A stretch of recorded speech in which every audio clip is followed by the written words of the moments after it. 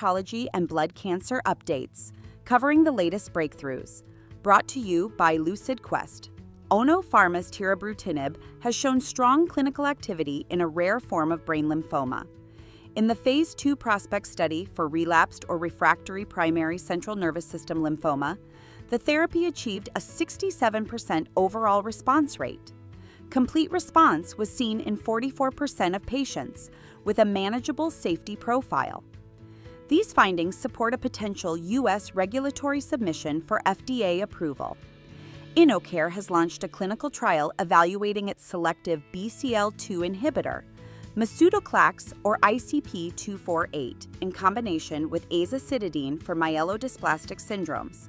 The trial follows IND approval by China's NMPA.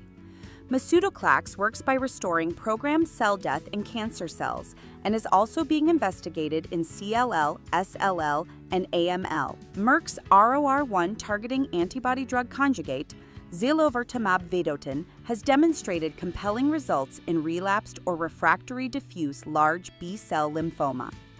In a Phase 2 study using 1.75 milligrams per kilogram alongside R-JMOX, the therapy achieved a 56.3% overall response rate and a 50% complete response rate. The agent continues to progress in Phase 3 trials with a manageable safety profile. Kite's Yescarta has been validated as safe and effective in outpatient treatment for large B-cell lymphoma. A real-world study showed no significant differences in severe adverse events between outpatient and inpatient administration, supporting broader access to outpatient CAR-T therapy. Zanubrutinib continues to deliver sustained efficacy in high-risk chronic lymphocytic leukemia and small lymphocytic lymphoma. In patients with 17p deletions, the 5-year progression-free survival rate reached 72.2%.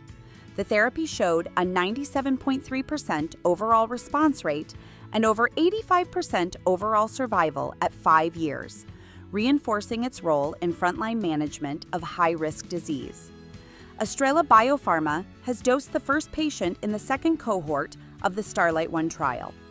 The trial is evaluating EB-103, a CD19 redirected Artemis T-cell therapy now being tested at higher doses.